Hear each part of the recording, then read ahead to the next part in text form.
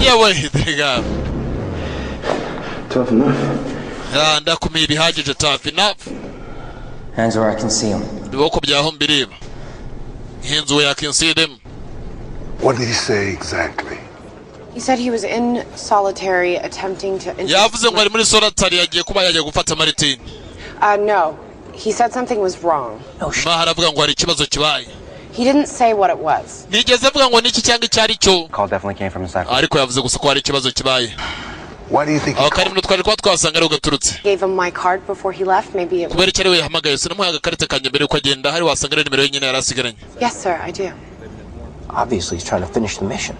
We can't... Hari waryo wasanga cyane kuba yarangiza mission nako twamureka ngakure wenyine. He had a disadvantage. You know my name. Sina ryanjye. Who exactly are you? Wowe urinde. Okay.